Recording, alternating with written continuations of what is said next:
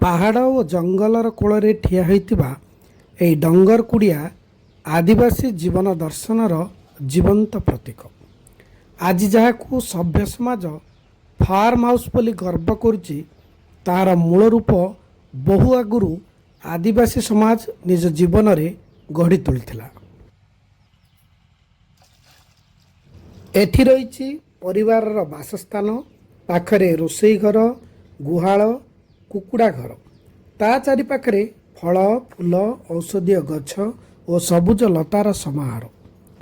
କୃଷି ଉପକରଣର ସଯତ୍ନ ସଂରକ୍ଷଣ, ଶସ୍ୟ ଗଚ୍ଛିତ ରଖିବାର ସ୍ୱତନ୍ତ୍ର ବ୍ୟବସ୍ଥା ଆଉ ପ୍ରକୃତି ସହ ଏକାତ୍ମ ଜୀବନ ହିଁ ଏହାର ବିଶେଷତା। ଏଠାରେ ମଣିଷ, ପଶୁ, ପକ୍ଷୀ ଓ ପ୍ରକୃତି ଏକ ସୂତ୍ରରେ ବନ୍ଧା। ଆମ ଜନଜାତିଙ୍କ ଡଙ୍ଗର କୁଡ଼ିଆ ଆମକୁ ଶିଖାଏ, ଆଧୁନିକତାର ଅର୍ଥ ପ୍ରକୃତିଠାରୁ ଦୂରେଇ ଯିବା ନୁହେଁ, ବରଂ ତା ସହ ସମନ୍ୱୟ ରଖି ବଞ୍ଚିବା।